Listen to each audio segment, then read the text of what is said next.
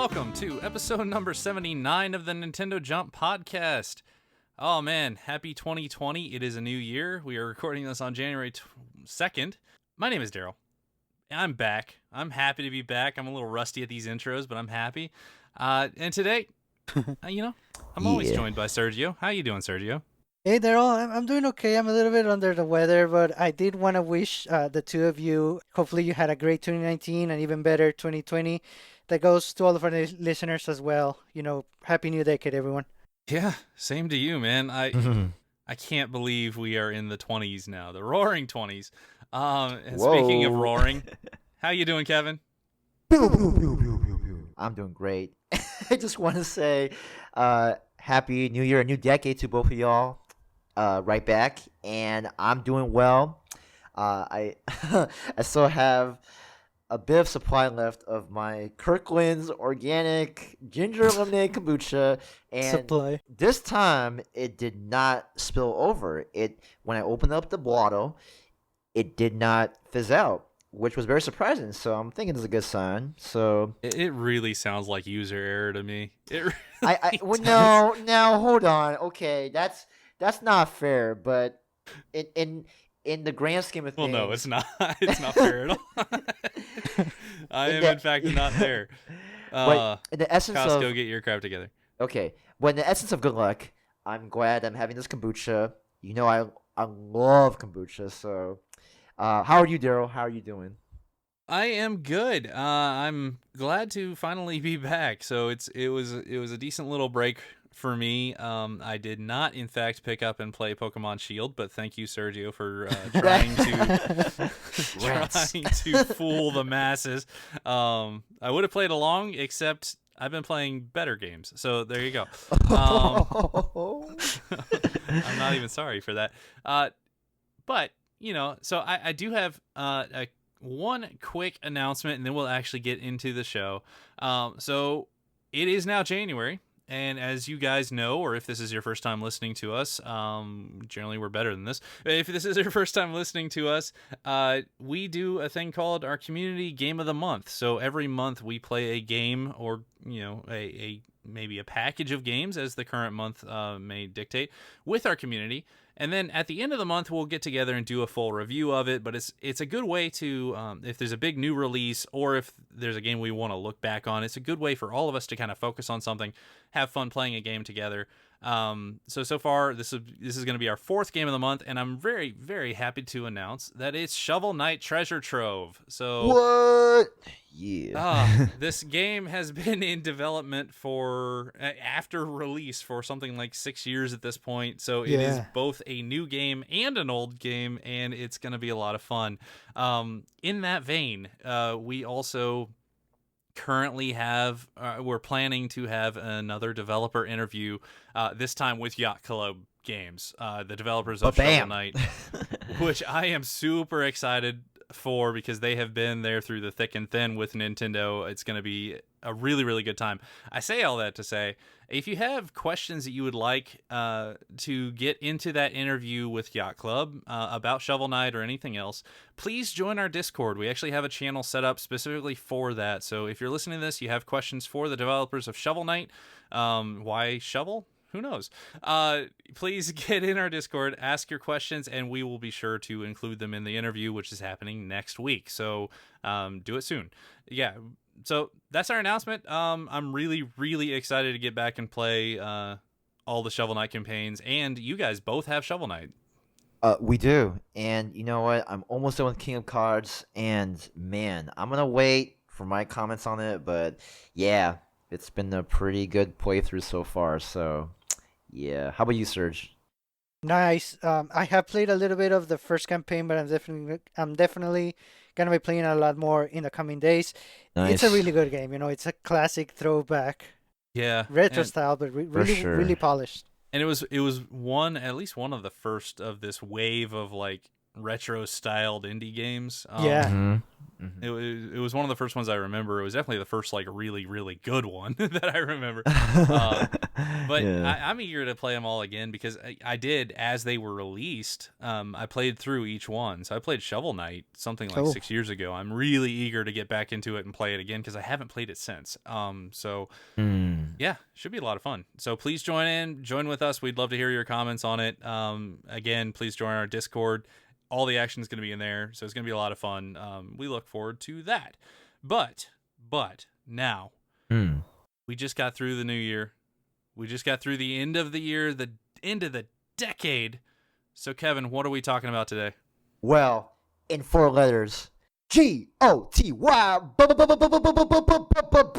That is the topic. But GOTY, it comprises of 6 things from 2019. Okay, we're gonna talk about your single-player game of the year, your multiplayer game of the year, your overall game of the year. Should be one of the games, either single-player or multiplayer.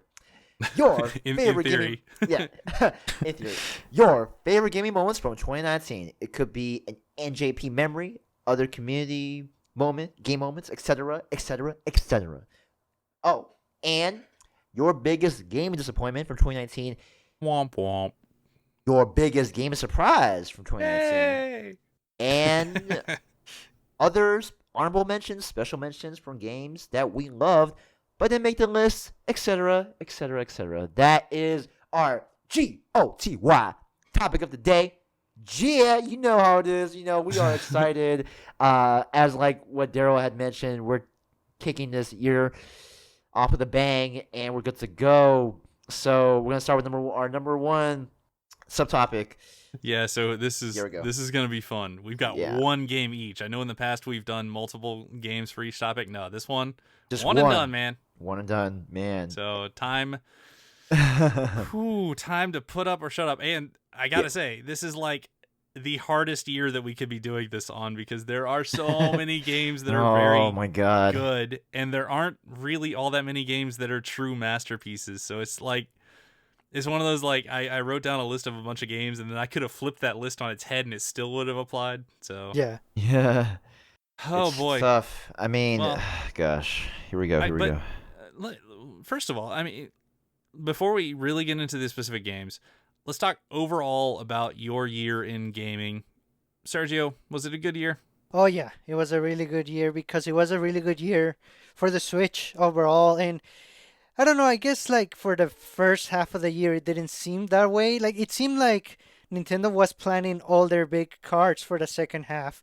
And honestly, I think the wait paid off. I think the second half of 2019 was amazing for the Switch, even with the Switch Lite, you know, a brand new iteration of the system, but so many good games, like we said, and they all came like, you know, after July or September, and then they just kept going. It was crazy. It was a really good year. Yeah.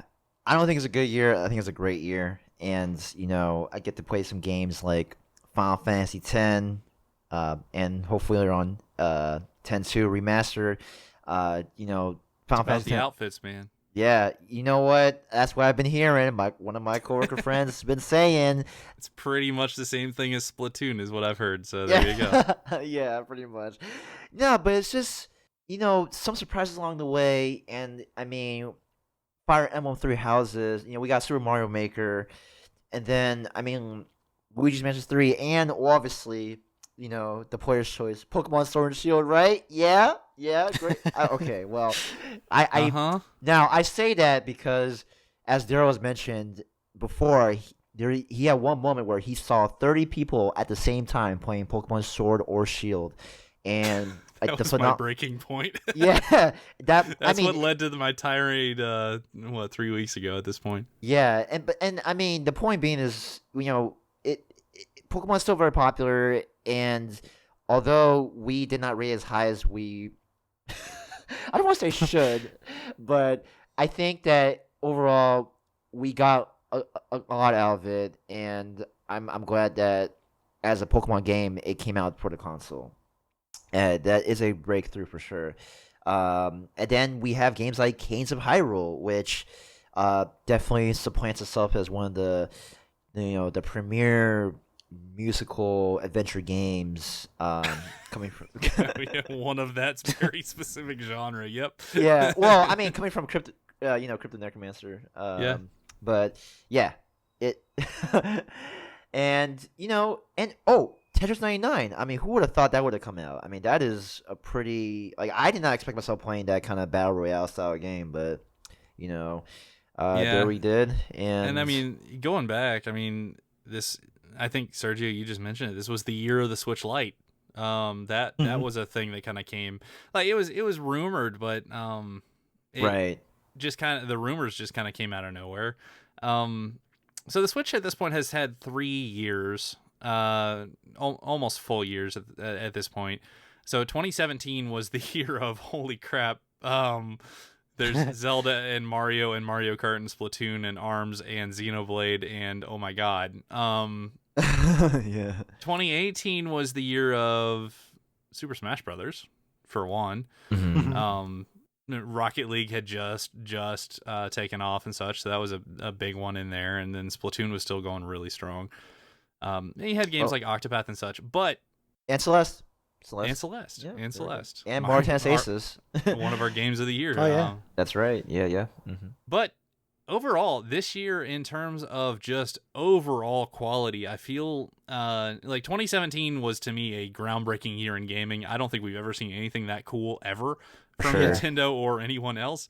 But 2019 is kind of in this cool place that there's so many games from Nintendo and their second parties and third parties and indies and that are really, really high quality games coming out. So, I mean, if you look at just their overall Nintendo releases this year, they're all, I mean, at least most of them are in the 8 to 9 range, right? And then you also have things like, I mean, Overwatch came out, it almost immediately got squished, but it's still a good game.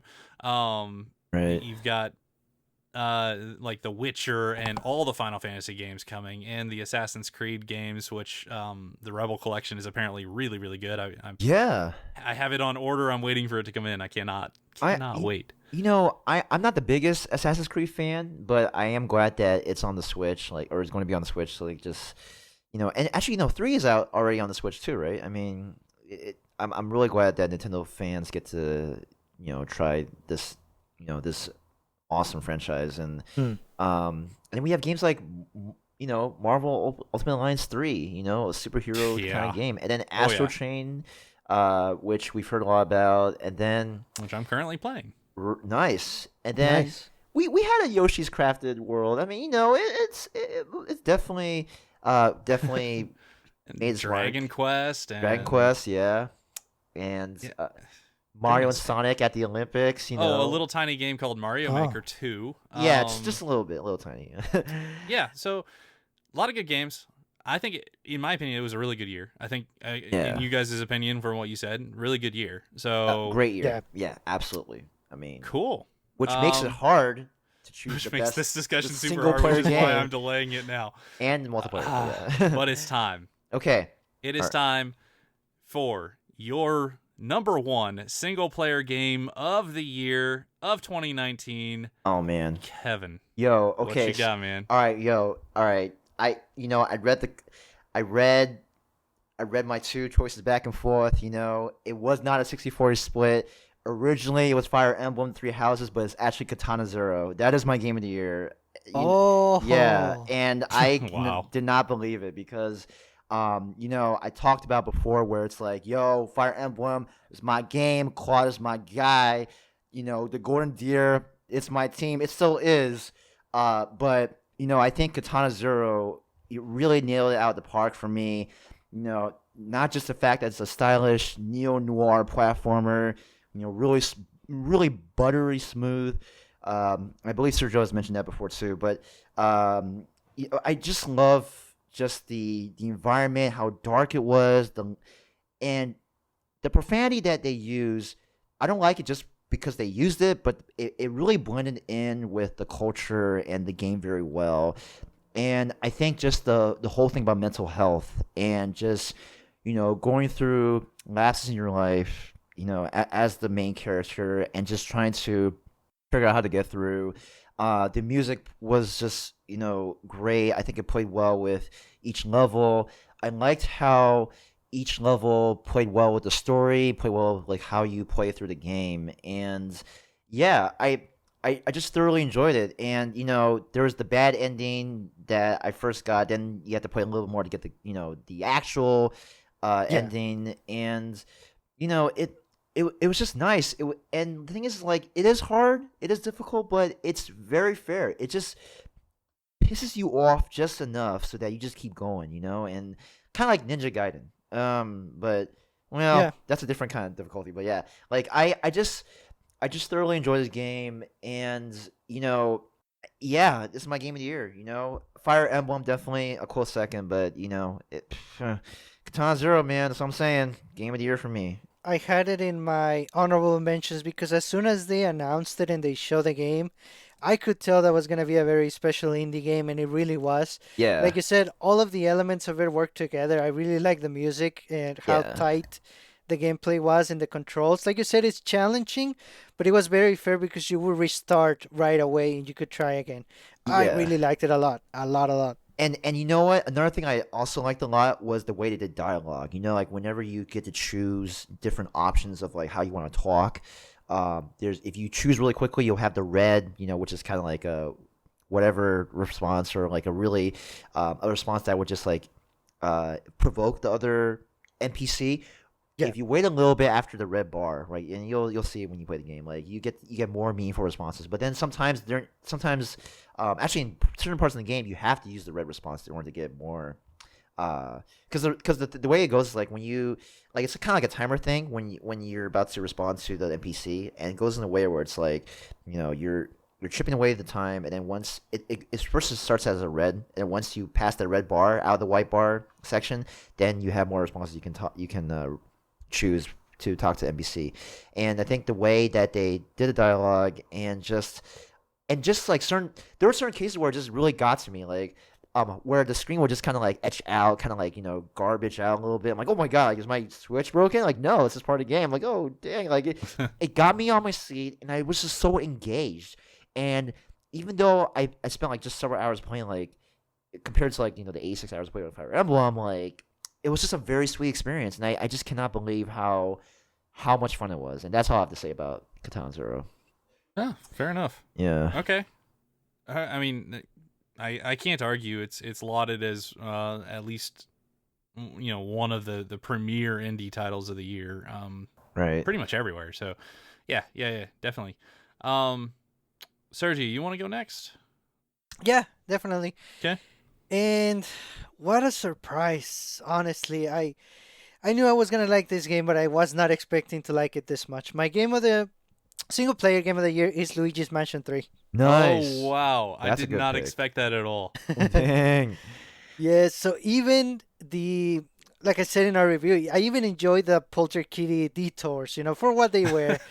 So overall, yeah, I cannot think of any issue with the game, any major complaint, any part when I wasn't just enjoying myself and smiling for throughout the whole thing. Ah, what a surprise. I really liked it. Mm. Way better, in my opinion, than Dark Moon. It's the best compromise between that style of gameplay and the one from the original game. Like, they absolutely killed it the way they structured this game with the different floors. Like I said, you can play this game just by doing the main story and going through it. You can decide to 100% the whole game, like our friend Dragon just recently did. And Nice. there's That's a right. yeah, so whichever way you decide to play it, it's a blast through and through, I think. No, I completely agree with everything you said. I'm really glad that so one of the problems with this list being limited to one is I don't get to talk about all the games that I really loved this year, but Luigi, oh man. I do have one question for you. It's just kind of a curiosity thing. If this had not been our game of the month, do you think you would have played it?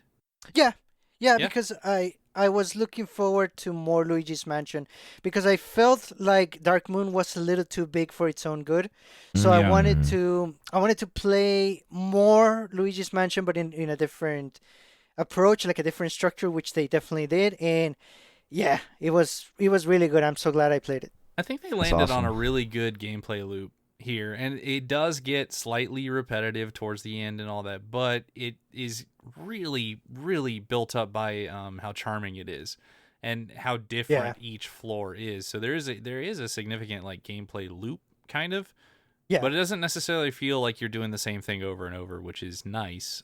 Yes. And it should, I think we mentioned this before. It's probably the most charming game I think I've ever played in my life. So yeah, cool, Good stuff. awesome pick. All right, for me, I tried for the better part of this year to not do this. And I I don't mean that as skeptically as I wanted. Every game that released this year was measured against the bar that was Fire Emblem, and it failed. Um, Fire Emblem was such a good game, and like it was the last game that just like completely engrossed me, pulled me in. I could not put it down from start to finish. As the story is kind of like going through its twists and turns, I'm freaking out on the Discord with certain people who had gotten there before, and like I remember the text back and forth of, "Oh my God, let me know when you see it. You'll know what it is." You know?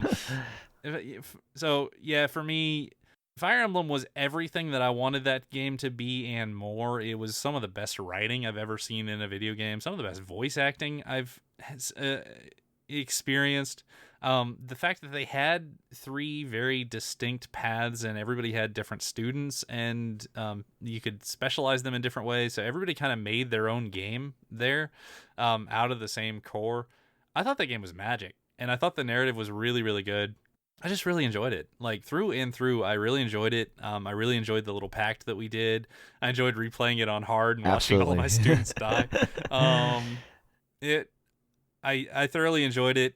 This is a game that I'm about 1.5 way through the campaign, so I started the Blue Lines track and kind of put it down for other things halfway through. But I'm actually kind of getting the itch to pick it back up, so I will in the near future and at least finish that route and maybe start the Golden Deer.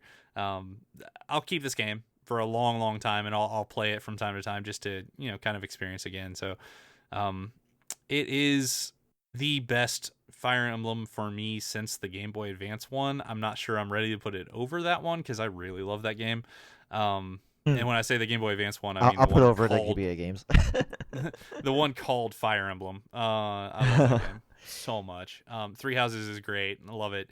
So yeah, that's my game of the year. So there you go. Yeah, I mean, I just want to add real quick. Yeah, I mean, like you mentioned the characters and like I really like Claude. I think he's like my favorite video. He's one of my top 3 video game characters of all time. Like I think Oh, the nice. way, yeah.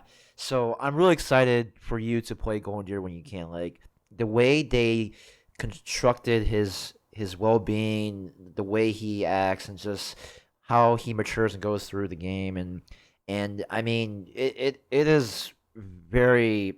You just get so engrossed into him, and just even the other characters too in Golden Deer. So I'm excited for you for that. So yeah. Nice. Mm-hmm.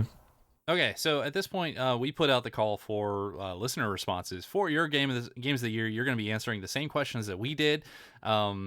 Again, this is all happening in our Discord. So in the future, if you want to comment on episodes and such, please jump into our Discord. It's a great place. Fantastic people in there. Kevin and I are probably going to read these to save Sergio's voice a little bit. Kevin, you want to read the first one? Yeah, sure. So Shy Guy says Celeste Chapter 9, if it counts. Oh, That's his single player game of the year. I learned a lot about myself in a way that has meaningfully and positively impacted my life. I mean that just says it all. I mean, Celeste it is still a huge hit with the community, and it still is with Chapter 9. I mean, you know, if you've been participating in the Discord community, you've heard Shy Guy talk about Chapter 9 like Yeah. back and forth like almost every day. Like he just loves it, and I'm really glad that he had such a great time with it, and it makes me want to pick up Celeste again, and just that's great, and I cannot argue with that choice. I'm gonna bear with me just a couple of minutes. I'm gonna talk a little bit about Celeste Chapter 9. I did not include it on my list only because I already called Celeste my game of the year for 2018. If I had included it, it would have made my list extremely hard. Because Chapter 9 was one of the coolest things I've done in video gaming, period. It's the hardest thing I've done in video gaming. But it is an absolutely magical experience if you have experienced the rest of Celeste. It's not something that you want to jump into because, again, it's very, very, very hard. But honestly, one of my favorite moments of the year, period, was Shy Guy beating it after like a week or a couple weeks earlier, saying something along the lines of, I guess I'm just gonna have to give up. I'm disappointed about this. And no, yeah. And then actually kept working on it, kept chipping away, and ended up completing it. It's kind of weird. I had beaten it and I was kind of rooting him on and such, and he made it through. So, that was one of the best moments of the whole year for me. So, yeah. Yeah, good stuff. Shout out to Shy Guy, man. You did it. You can do this, and you did. Yeah. Nice. Too good. All right. I'm gonna read one from Big Shot. Single player game of the year: Fire Emblem Three Houses. Each character felt unique and carefully designed. I usually pass on dialogue in games, but I enjoyed how each character interacted with each other. This is kind of what I was saying, and kind of what you were saying, Kevin. I felt like everybody kind of had a character that they related to in that game, and they really grew to like, and they were all different, and that was great. I love that everybody could kind of approach Fire Emblem in their own way. So, yeah, just a little bit of magic. I love that. Yeah, and I mean that's what makes the game so great. I mean, just having that emotional investment into a character or two, or even more. And I mean, that's what Fire Emblem's all about. I mean, just forget. I mean, obviously the tactical gameplay is great, but when you're able to connect with the character, I mean, how do you? It's hard to top that. Let's see. So, can I read the next one? Yeah. Okay, so Dragon says, he also says Fire Emblem Three Houses. It was really close between this and Luigi's Mansion 3 for me. But I think Fire Emblem definitely made the most impact and shown above all of Nintendo's first-party games as the highest quality game this year with its excellent strategy gameplay and really well-written and endearing characters. I mean, that just says it all. Like, it's very well-rounded. I mean, gosh, like, yeah. I have nothing to say. I don't disagree with anything he said there. Yeah, same. It's just yeah. All right, I got one. Beckzilla writes in. So, hi Beck. Single player game of the year: Fire Emblem Three Houses. I love a good RPG, and this was among the best. I haven't played such a compelling game in a really long time, and I'm glad this was my first Fire Emblem. So, wow. That's another part. This game was extremely accessible to new players. So, probably the best at explaining things since Awakening, which is cool. So yeah, I don't have all that much else to say about the game yet. We'll get into it a little bit more. So, Napinred says his single player game of the year is Mario Maker 2. I really, really like the story mode in there. Toadette is the GOAT. Is GOAT. And for those who don't know, GOAT is greatest of all time. So, yeah, I mean... I'm going to get back on Mario Maker in a second. Yeah. we'll swing back on that one. I love the game. I don't... this is not a foreshadowing. I'm just going to talk about it in a little bit. Sure. Sergio, you played a little bit of Mario Maker. What did you end up thinking about it? I did end up thinking that it's a really good game. I just kind of wish the community had been a little more... I mean, we were all there, at first, but I feel like other games kept coming out and we kind of just disbanded in a way. Yeah. I have a couple reasons for that, personally for me, but we can talk about it a little bit. Yeah, well, so, I mean, spoiler, that is... I'm going to mention that as my disappointment from the year. So yeah, we'll get into that. We'll have a conversation. Okay. Swaddle, single player game of the year: Fire Emblem Three Houses. Are we seeing a trend here? I think I'm such a theme. Yeah. Yeah. Didn't think I'd love the game as much as I have, and still haven't even beat it. He was extremely on the fence about getting it. Honestly, leaning towards not picking it up, but downloaded it on a whim, and so glad I did. Compelling story, characters, chill moments when you just run around the monastery and learn more about the world you're in. Yeah, that's a really good point. Yeah. And challenging, thoughtful, strategic combat. Yeah. So there you go. There is more DLC coming out in, I believe, April, so there's lots more to look forward to. So, if I'm not mistaken, Llama Libre, surprise, no surprise. Fire Emblem Three Houses is his pick. I took entirely too long to finish up, but I recruited almost everyone and was engrossed by seeing everyone's support conversations. Excited to come back to it after the final batch of DLC. Yep. Nice. Yeah. And then I think we have one more, right? Just really, really short. Waluigi said, judging by hours played, Splatoon 2 is my game of the year again.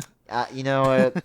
That is still a great pick. So yeah. Protodad said his game of the year is Resident Evil 2 remake. Get out of here. That's not a Nintendo game. Ferrari's Dragon. Game of the year is definitely Fire Emblem Three Houses. All right. So. Oh boy. Yeah, it's quite a bit. So, let's move over to multiplayer game of the year. So I can reverse the order on this one. I will go first. Here we go. Just to make it as fair as possible. If I'm honest, it depends exactly what you call multiplayer to me, and I want to make a small caveat here because I'm not going to give this award to Tetris 99 because Tetris 99 doesn't necessarily feel like a multiplayer game to me. I can see that, yeah. If that makes sense. Yeah, no. Like you are playing against 98 other people, but like you're not interacting with them really. You're just seeing their garbage blocks and such. I very nearly would have given it my single player game of the year, to be honest. Tetris 99 I thought was amazing, incredible, one of the coolest games in years. Really, really liked it. So there's my small caveat. My actual multiplayer game of the year has to go to something that I played with people and had fun playing with people. And I was struggling on this one. I wanted for a little while to give it to a bunch of different games. I finally settled on what I had to settle on, and that's Killer Queen Black. Yes! Yeah. Oh. So I had a terrific, and we talked so much about it, I don't really need to reiterate all that. I had a terrific time. We played it just the other night. We're still playing it. Love the game. Really, really liked it. I like how accessible it is and how team-based it is and everything about it. So one of my favorite games of the year, it's got to be Killer Queen. Nice choice. All right, so if we're going in reverse order, Sergio. Yep.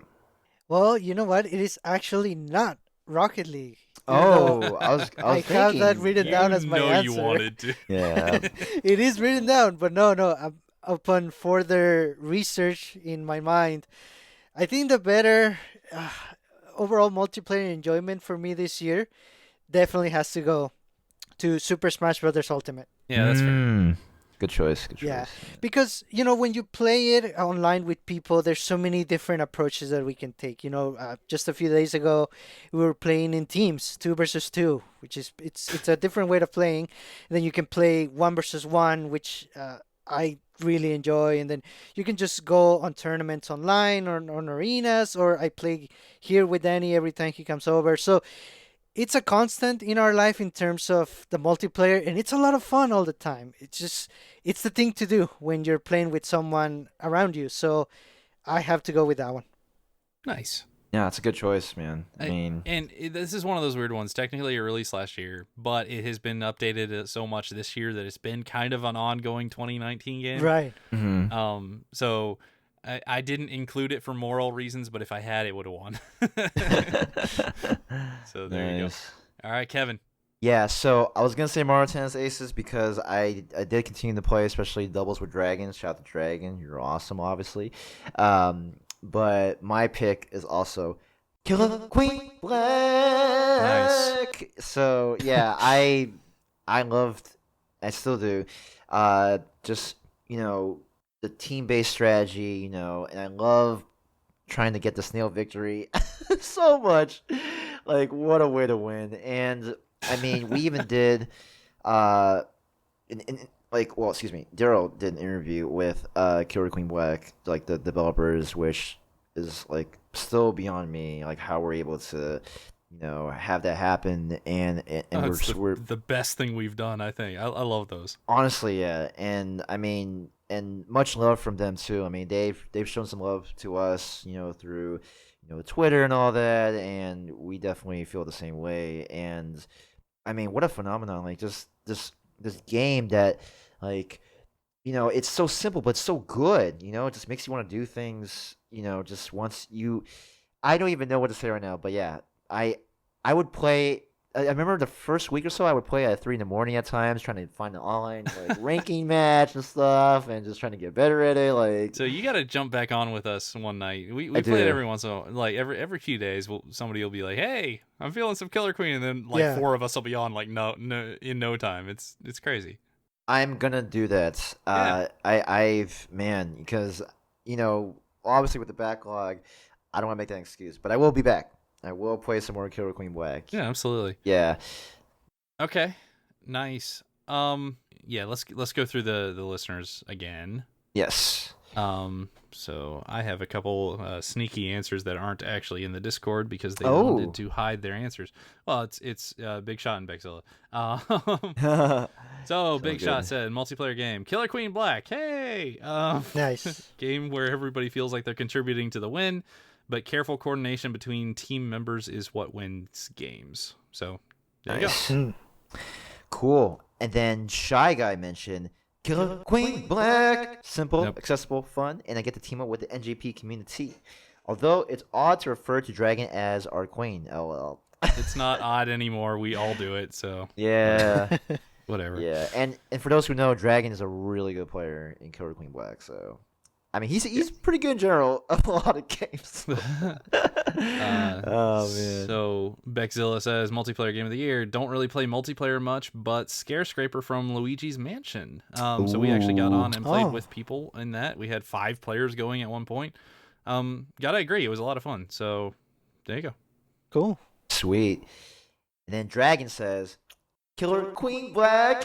You're gonna get tired of doing that. You know what? I still got a lot of voice in me, but Okay. he says that one of the most innovative and fun multiplayer games I've played in years.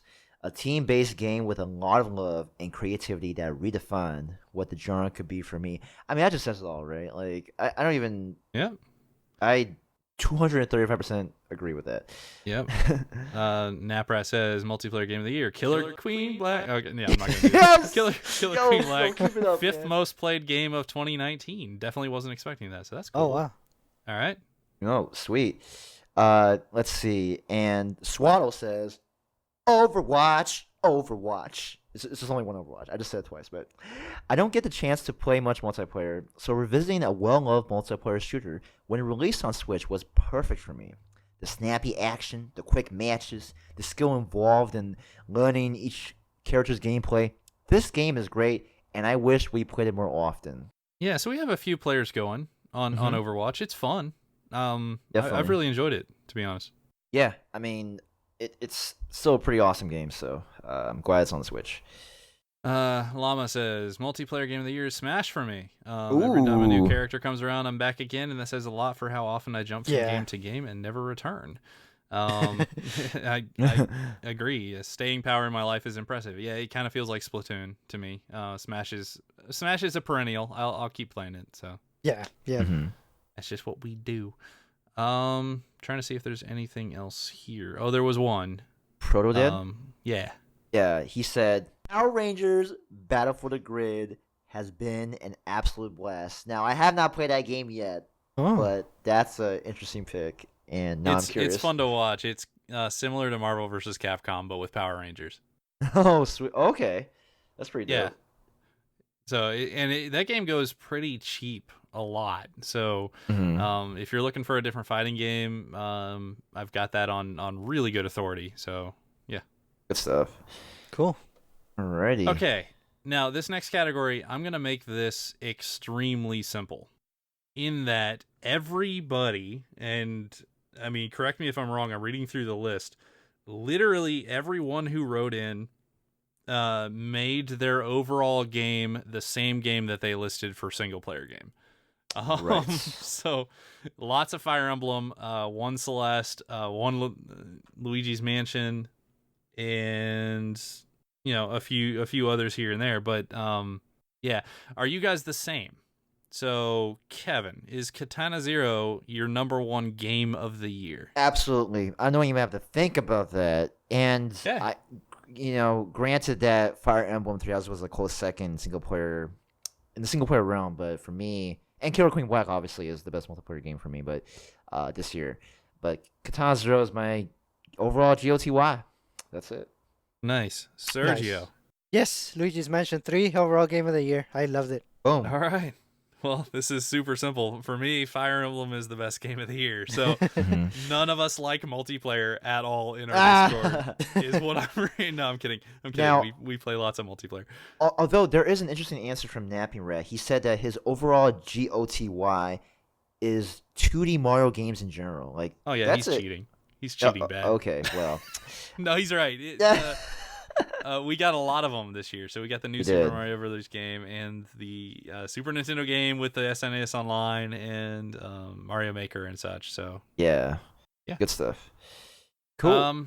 So if we were going to crown a single NJP overall game of the year, at this point, I think I'd have to give it to Fire Emblem. Yeah, I mean, unfortunately, it's definitely a great choice, and like it just nailed it out of the park for sure. Like I mean, gosh, and there's still a lot to be played. Like there's more DLC coming, and like you can easily rack up like at least 200 hours. Like for one playthrough for me, at least like 86 hours. Man, it's crazy. Like I don't even know what to say. Yeah, for sure. And one of the cool things, I've been mentioning this for a while, but I think we're far enough removed from the game, unless our backlogs get completely destroyed by all those unlisted SKUs at GameStop indicating a Nintendo Direct is coming soon. Yeah. Maybe. Unless that happens, we are planning to do an actual final spoiler cast for Fire Emblem. We need to talk about this game. We do, as a game that a lot of people listed as their game of the year this year. Yeah. So real quick, round of snaps for everybody's single player, multiplayer, and overall game of the year, and the overall NJP winner, Fire Emblem. So yeah, yay! Round of snaps, everyone. Oh! Snappity snap! Ba-bam. There you go. Yeah. Okay. Now we're gonna move to the fun stuff. Yes, finally.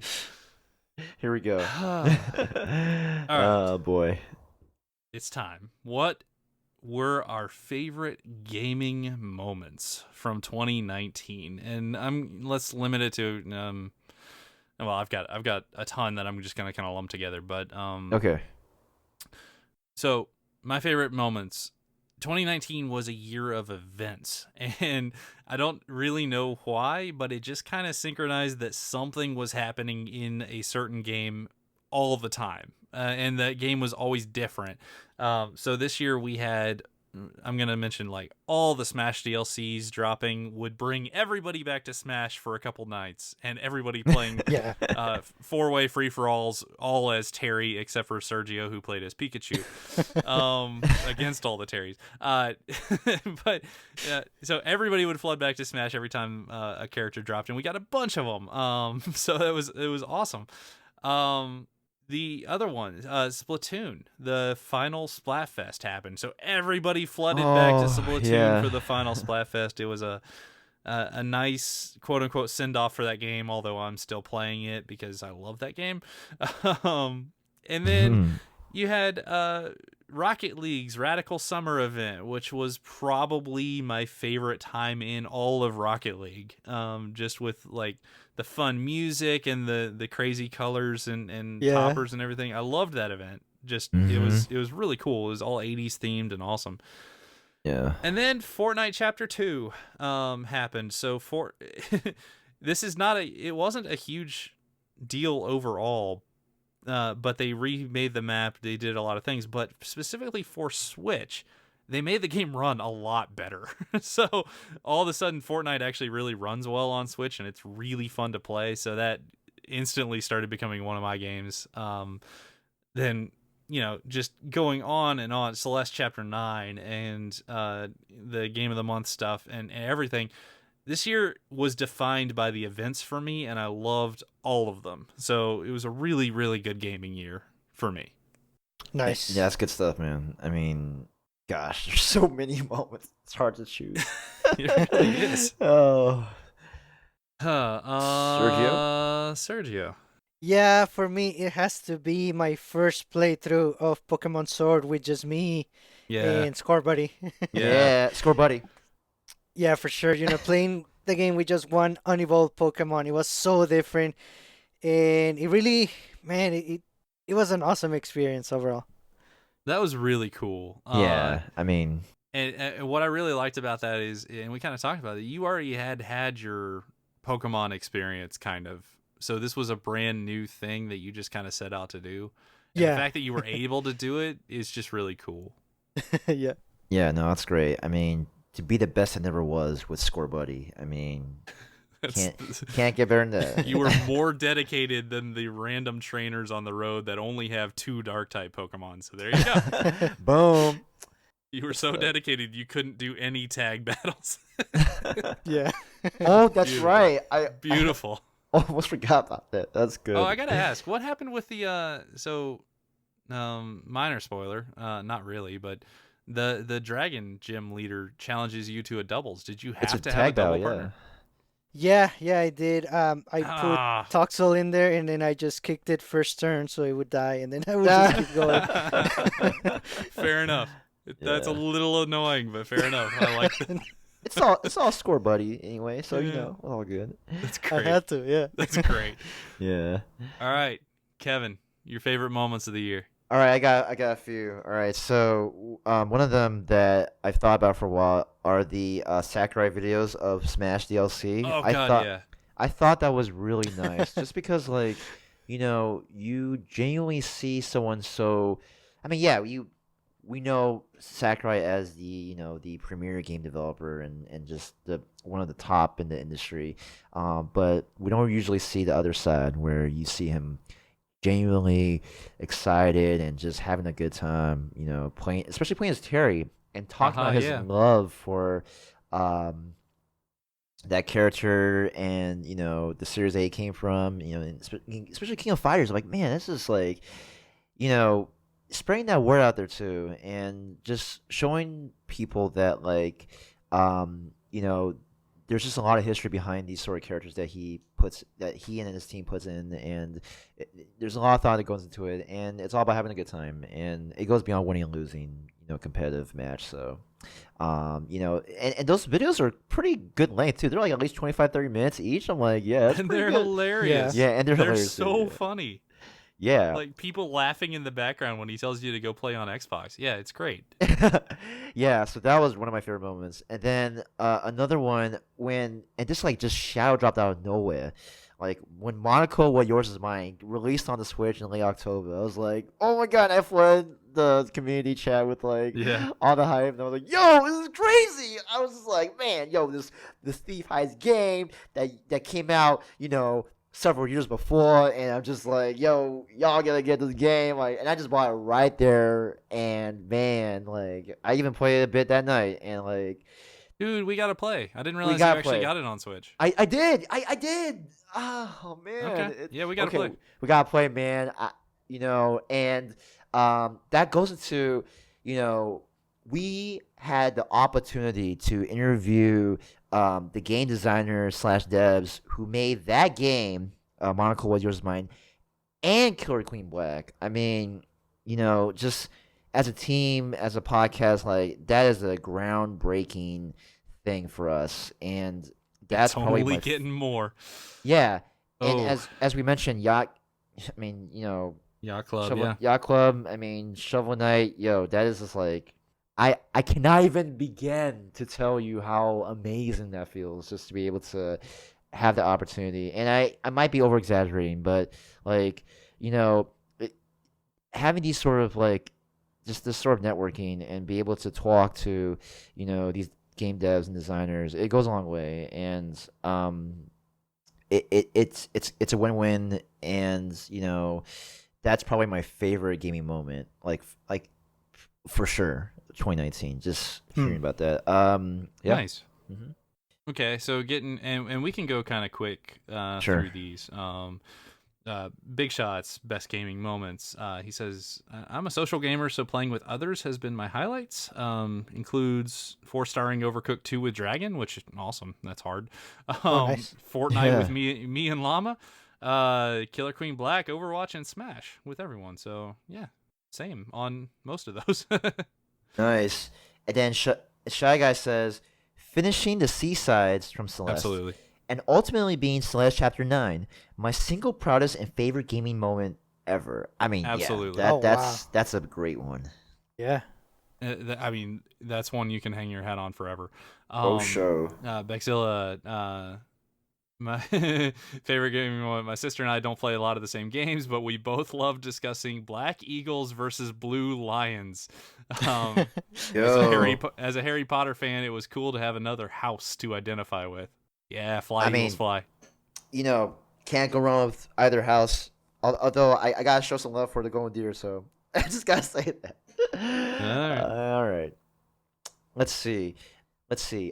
Dragon says Celeste Chapter 9. Just ... Wow. I still feel breathless thinking about it. One of my favorite gaming experiences ever. Yeah. Yeah. I mean. Naprat says my favorite gaming moment was my girlfriend getting into more games on Switch. It was initially just pinball, then Star Wars pinball and Untitled Goose Game. Second favorite is interacting with the Tumbleseed devs about my Tumbleseed tribute Mario Maker 2 level, which is awesome, by the way. It's in our Discord. Please jump in and ask that about is amazing. Yeah. It's a really cool level. After so the devs of Tumbleseed actually played it and interacted with Naprat about it, so that was really cool. Yeah, that's awesome. I'm really glad he had the opportunity to interact with the devs. I mean, that is just amazing. I don't even know what to say about that. Like, man. Let's see. Swaddle says nothing. It's not there. Wait, actually, yeah, it's not there.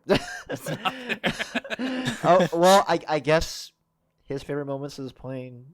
His favorite moment is nothing. Okay, all right. I'll try not to. I tried. Okay, well, Llama Libre said one of my personal favorite gaming moments is actually finish a game as big as Fire Emblem Three Houses, one route anyway. All the Smash reveals, getting Switcher, or Witcher 3. Oh, Witcher, right. getting Switcher or Witcher 3 on the Switch, and so many ports of old 360 games I had and didn't think I'd play again, such as Saints Row. Ooh, yep. The third, and Monaco. Yep, Monaco. Yep. Finding time for all of these games is gonna be the tricky part.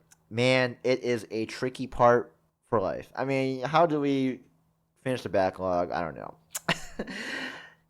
Let's see. All right. That's it. Next. So that's it. Okay. Yeah. What a good year. Goodness. Yeah. But they wasn't only a good year. Dun, dun, dun. Oh, that's a segue. If there ever was one. Oh man, here we go. We had some disappointments. We had some dark times this year. Sergio. Here we go. I'm wondering if all three of us are gonna pick the same thing. we might. What was your biggest gaming disappointment, Sergio? Mine was the structure of Pokemon Sword and Shield. The way it's so linear and boring in a way, with no side quests and no optional areas. I love the region, I love the culture, but not the world in a way. It's hard to say, but I think you understand. You know what? That's a very valid choice. I laughed a little bit because I love that it was your best moment and your biggest disappointment. Yeah. Yo, I mean, it's great. It's a love and hate. It's a bittersweet game. I mean, I'm just gonna say it was not my biggest disappointment because I didn't actually expect much from it. So there you go. Kevin, what was your biggest disappointment? Oh man, you know what? I got two, but I'm gonna just choose one. I thought that the Joy-Con drift was the worst because it really just got to me when this thing happened, and it's not just one person. It's actually a lot of people who had the Joy-Con drift issue. Yeah. Now, even though you can, turn it into Nintendo, ship your Joy-Cons to Nintendo and have them fix it for free, given if you still have the warranty. It was just kind of like Actually, it's out of warranty now too. Oh, So they will repair your Joy-Con if it's drifting. Period. Oh, really? Oh, Yeah. okay. Oh, great. Yeah. So Well, they kind of had to do that because there was some litigation being threatened against them. ooh, But yeah, if your okay. Joy-Con is drifting, to be clear, even if you're out of warranty, you can pack it in. You can pack it up, send it to them, get on the phone with them. They'll walk you through it. They will repair your Joy-Con now. Thanks for clarifying, Daryl. I did not know that. Yeah. Or if you don't do that, there is a way. Well, we've mentioned it before in a previous episode where you can do a way where you can have the Test the rumble and test the rumble, vibrate it out. Yeah. and or use the electrical cleaner. That is a Yep. temporary solution that can work for quite a while. But yeah, that's my biggest game disappointment. And Pokemon Shield. No, I'm kidding. Pokemon Shield was. I mean, you know what? Like, Should have played Sword. I should have played Sword. That's true. As we said. Totally different, yeah. Yeah, it's a completely different game. All right. Also, Sword was like open world, and you didn't have to go down this defined path. Hey, and such. that's There was not so much... fair. I'm kidding. Okay. It's the same game, guys. Oh, dang it. Okay. So yeah, I mentioned it. My biggest disappointment, and it wasn't anything to do with the actual game because the game was great. But my biggest disappointment was kind of the flop of Mario Maker 2. Yeah. Which came out, was a lot of fun, as you mentioned, Sergio, for like 3-4 weeks. Got swallowed by all the other games that were coming out right at the exact same time as it. Yeah. And it just never came back. And the problem, the thing that I've kind of gone to as the overall defining problem, the game released without being able to play the multiplayer modes with your friends. Yeah. That's rough. That Yeah. felt like such a bad, terrible step, and that didn't come for months until after we were all like well past Mario Maker. If it had released with that, I feel like it would have had a lot more staying power just from that. Yes. So, given that's the case, if Mario Maker were to release later in the year with that, would you have played a lot more then? Would you have Yes. waited? Okay. Absolutely. Yeah. If you're telling me I can play with people and do like little speedrun competitions, I would have made courses. So we did a little vote for our game of the month for January, and one of the options was Super Mario Maker. I would have done courses for Super Mario Maker that were specific, like race courses for people to play against and throw some prizes on them and stuff. Like, we could have done a lot of cool things. But Right. the problem is, after they gave you that option, this is months after the game released, so nobody's making levels or really wanting to make levels. We're all playing like thousands of other games at that point, so it just Exactly. they just didn't do it any favors. And now they've done this update with Zelda, the Zelda theme, which is really cool. I've played it. I enjoy it, but man, that game just feels like a really unfortunate timing thing, and that was sad. So that was my personal. Let's see. The biggest disappointment. So for Shy Guy, he said, game sharing and syncing between two Switches is a pain and feels archaic. Yep. And Joy-Con drift is still a common phenomenon. Yeah. Yeah, so on his first point, I just want to highlight this is also the year that the Switch Lite came out, so it feels like they should have had a better system for that, but I digress. Yeah. Yeah. Big Shot says, biggest disappointment, Mario Maker 2. So it kind of says the same type things I did. Okay. Fair enough. And Dragon says, it's a tie between Mario Maker 2's arguably poor handling and fall and Pokemon's Pokemon's lack of quality and meaningful advancement and growth as a series than what I was initially hoping for. Yes. Yeah, I mean, I feel like I spread my my venom on our community about Pokemon. I don't know. I'm sorry, guys. It's a fun game about cute monsters, man. Don't apologize. It's all good. Pokemon Game of the Year. There we go. We have to be brutally 235% honest. Okay, this is like how we do. Okay, we're not gonna beat around any bush. Okay, I'll beat around certain bushes. Okay, yeah, maybe, yeah. Okay. Bexzilla says biggest gaming disappointment technically from December 2018. But we hated the multiplayer update to Stardew Valley. She and I tried to play it, and it was awful. It did not run well. It was really glitchy. Wow. Bad. So I think surprising. they may have done some updating to it, but like 2 Switches in the same household had problems with the multiplayer when it first rolled out. So and we after that we just didn't want to go back to it. So there you go. I'm surprised. Oh man. Let's see. Nappy Rat said, Joy-Con durability. Mine and others in my family/friend circle.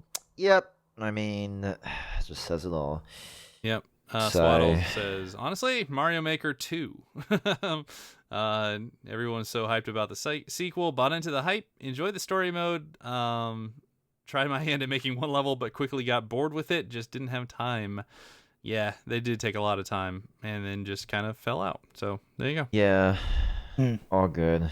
Let's see. And then Mama Libra said, Mario Maker 2 was my biggest gaming disappointment because I didn't really put much time into it and felt like I could have used one of my vouchers for something I knew I would enjoy much more. I got swept up in the hype. I think that's the theme. One of the themes of our disappointment in Mario Maker 2. And, again, I want to say, and a bunch of people said in our Discord, it's not a bad game. It's a good game. We're not disappointed really with the game itself. It's just it was really bad timing to do like month to month to month, like Mario Maker and Marvel and Fire Emblem and Astral Chain, and then we got into September time, which was awful. And also awesome because there were way too many games. But yeah, that just crazy. All right. Indeed. And now we're going to get back into the fun part. Yay. Surprise. Biggest gaming surprise from 2019. Man. So I'm trying to think if I've got a more creative one. Not really. I do want to my biggest gaming surprise was Fortnite. Okay. So Fortnite was a game that I kind of enjoyed when it first came out on Switch, but it really didn't run well. It kind of looked a little PlayStation 2-y. From time to time, the draw distance was terrible and such. But everything changed with the Chapter 2. So when we had the black hole and the world got sucked out, and then New World came in, and there's new challenges and all sorts of things. The game just runs so much better now, and it's so much fun to jump on there with friends. It was something that I did not expect at all from this until people really started hyping about how well the Switch version actually ran.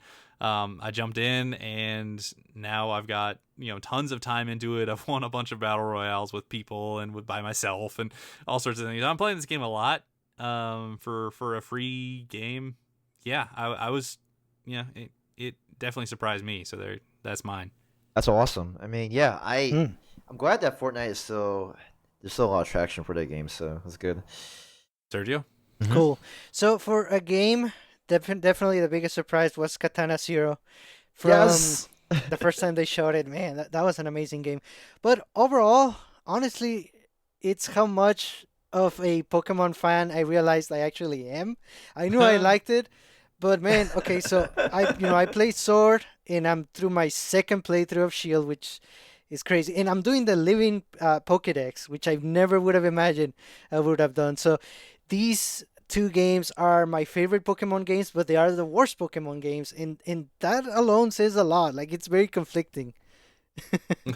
I cannot tell if you love or hate that game. I really can't. I know. I feel like you have a mix of both, and I can understand because I feel like you love it, but you see its shortcomings, which is I many. admire personally. Yeah, definitely. No, that's good. I mean, Pokemon, it's still a really enjoyable experience. Kevin? My biggest gaming surprise, besides the fact that I was able to finish one playthrough of Fire Emblem 3 Houses with the Golden Deer, my biggest gaming surprise is how much I love the rival tunes from Pokemon Sword and Shield. Yeah, Pokemon Sword and Shield. Yeah, I love. Are you actually surprised by that? Because they're pretty good. Yeah, you know what? I didn't expect it to be that good though, because the way I listen to that kind of music, like the Pokemon music, like with both BB's rival theme, and then there's Marnie, and there's like Oleana. Yeah, Oh and yeah. especially and my favorites. Well, definitely Hop, the Yes. regular rival theme, and then the final the showdown battle theme. Like I got so obsessed, I would listen to those themes nonstop. And I found a piano, I found YouTube videos of someone named Lazy Totodile. Okay, I mentioned this before. A YouTube channel named Lazy Totodile who played these themes on a piano. I'm like, yo, and I have it on loop, a lot. And I just love how melodic it is. And that's just my surprise. I'm like, yo, I did not expect to love these sort of tunes that much. So that's my biggest gaming surprise. Now, this does not change the way I rated Pokemon Sword and Shield, but I still really enjoyed it. Yeah. Yeah, I mean, it has great music. We even mentioned that it's got really good music. So Yes. Yeah, definitely. I concede to that point. Yeah, for sure. Cool. Then, So jumping in, Big Shot said, biggest surprise, Fortnite Season 2. nice. So yeah, just the full update as somebody who had actually played a ton of the original chapter, which I had not. Just all the stuff that they actually added to it and how it revitalized the community. Yeah, it's been great. So there you go. Awesome. Shy Guy mentioned, he mentioned 4 things. Let's see. Probably how fun and deep Marvel Ultimate Alliance 3 is. I love that game. I'll get into that in just a second, but yeah. Definitely. He said, what an underrated game. And then he said, Baba's You. What a cleverly crafted game. How quickly Mario Maker 2 died off, which goes hand in hand with how big of a shadow Fire Emblem 3 houses casts on everything for weeks. And then the physical quality of the light exceed my expectations. Yeah, I mean, given the fact that I have 17 of them, it does for me as well. No, I don't have 18 now. I'm up to 18 now, but actually I don't have one. But I'm tempted, but gosh, for another day. Okay, Bexilla said, and I got to kind of experience this a little bit too. Biggest gaming surprise is Grease is outstandingly beautiful and impactful, and I recommend it to anyone and everyone. So yeah, it's more gamey than I expected it to be. When I was hearing about it, I thought, I kept hearing it's beautiful and it's kind of simple and such, but there actually is a lot of like game there, which I was happy to see. Awesome. I haven't played it yet, but I got to experience some of the art and the music and such. It's really good. It's really, really good. So nice, good stuff. And Dragon mentioned Return of the Obra Dinn, a top 5 game for me this year, and absolutely ingenious and enrapturing in its mystery-solving gameplay and fantasy/folktale storytelling style. I was utterly glued from beginning to end. Yeah, let's see. He wrote a really nice review for our blog, so check it out. NintendoJump.blogspot.com. It's a very good review. So there you go. Yeah. Oh wait, there's one thing I almost forgot to mention that Dragon mentioned. He said that he focused on games, but Banjo and Smash and Breath of the Wild 2 being announced are definitely favorite moments of the year for me. That's it. Yeah. Oh, nice. Okay, and Naprat says biggest surprise was Fire Emblem. Ooh. So it was completely new series, but it's fun and new to him, but it's fun and deserves all the representation it has in Smash. I don't know that I would go that far. I figured out it's got like 10% of the characters in Smash are Fire Emblem characters. That's a bit much, but and they're all sword users. But no, yeah, great game. Good stuff. And then Swaddle mentioned he has several things. Let's see how great the Switcher 3 port is.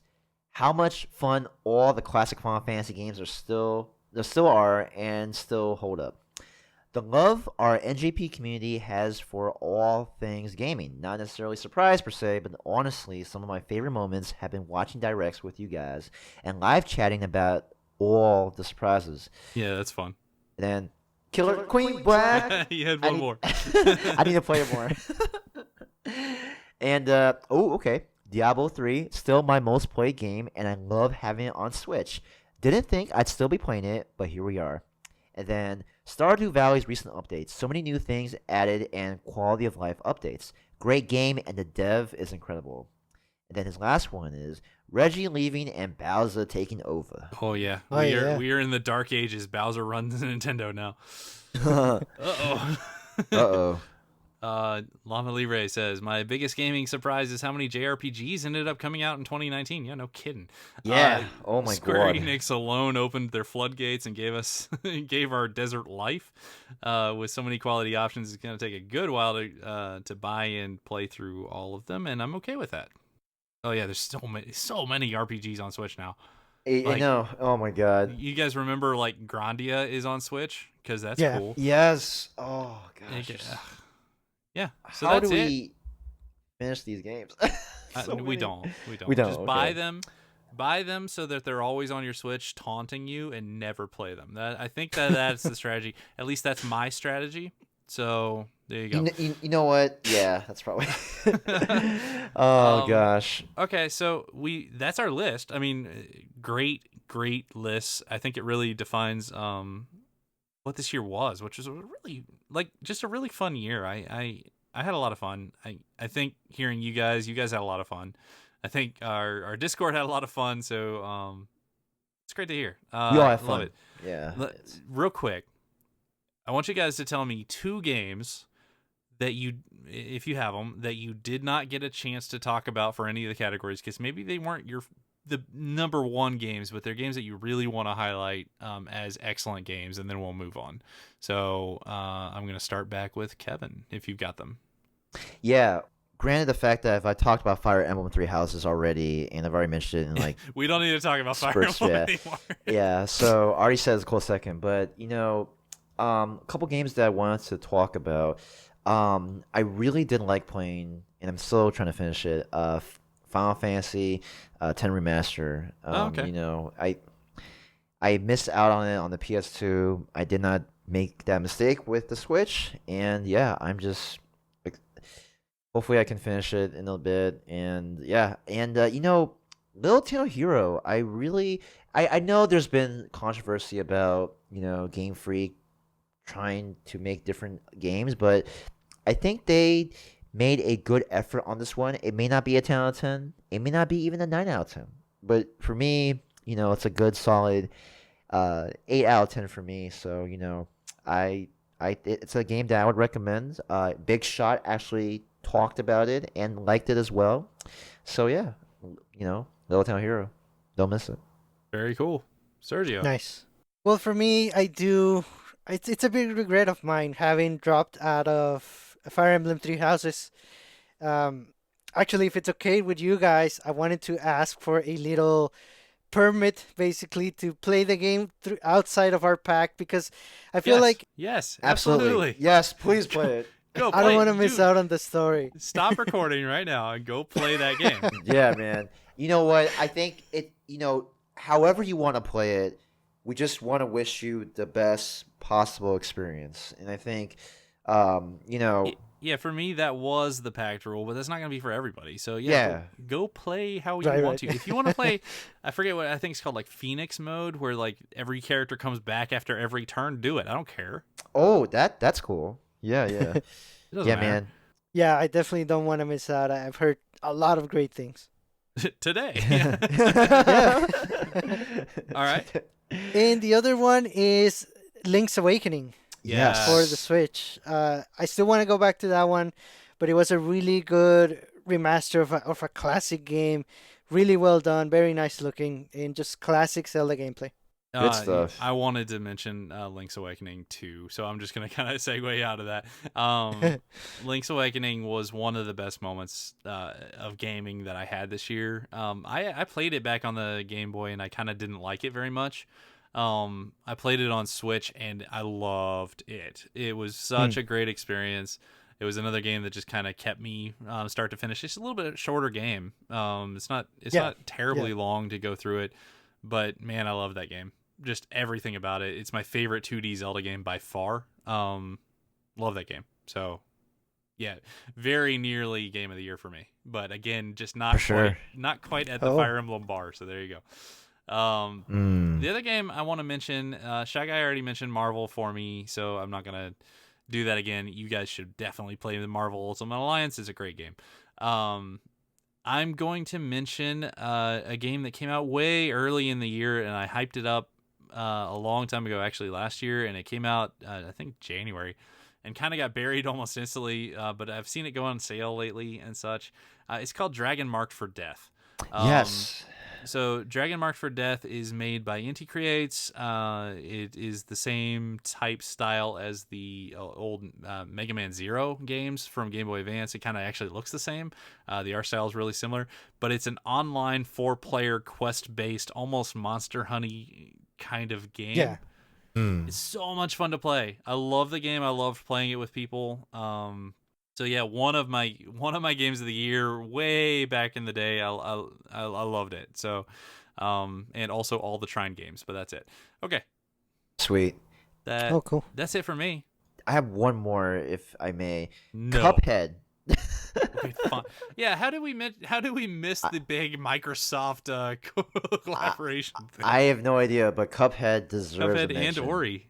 Ori and the Blind Forest, yeah. And one more. I still haven't gotten it yet, but Was Wargroove? Was it this year? yeah, It was. Yeah, Wargroove. And then there's Legend of Mana. Oh yeah.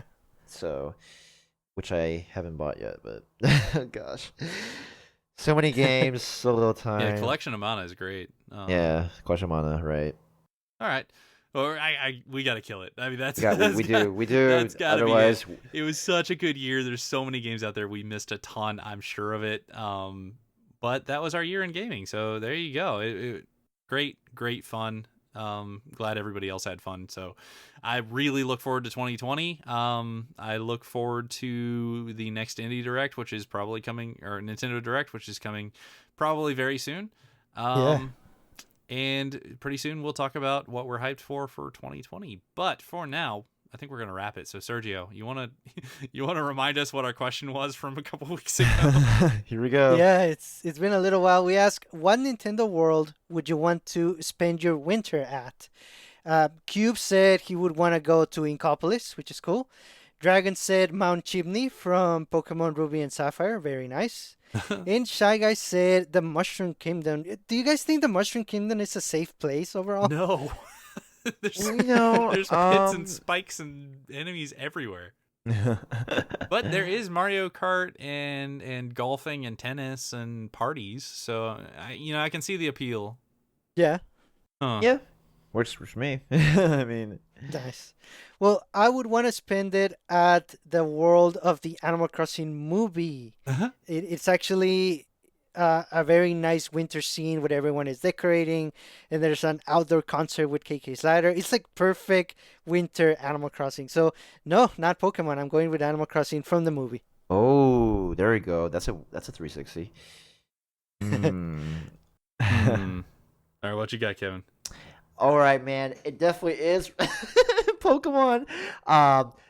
Specifically in the Johto region or the second gen, specifically in a city called, and I may butcher this extremely. Lavender Town. No, that's first gen. Ecruteak City, so Ecrutak, and I just love the music so much. Yes, it's probably my favorite Pokemon music theme. Yes. Greater than the rival themes in Pokemon Sword and Shield. I mean, if you heard the orchestral version of it, the piano version of it, any version of that tune just playing in that city, you just feel. I mean, it just feels that you have that old-fashioned type of spiel, and then it just feels like you are part of history, this culture, and I'm waving my hands back and forth, and I don't even know what I'm doing, but it just makes me feel amazing. I just love that. So I want to be a part of that world, and hopefully have that tune play in the background somehow. Nice. Yeah. Okay. Go ahead. I'm gonna go with Fire Emblem. I know it's a dangerous world, but there's also like so many cool characters. You can learn so much about like magic and combat and cooking and all sorts of things. So yeah. Nice. Yeah, that's true. Yeah, That's I'm gonna go hang out at the monastery for a little while. Yeah. Cool. Do that fishing. That's a good. I like that Nice. part. Yeah, there's fishing. There's all sorts of stuff. So yeah, Mhm, I'm gonna go hang out with all the cool people. So there you go. All right, what's our question for Nice. this week? Question for this week: do you have any gaming-related New Year's resolutions? And if so, what are they? Let us know. Ooh, I got to think of some. You know what? I'm gonna hold my answer until next week. Yep. Yeah. Cool.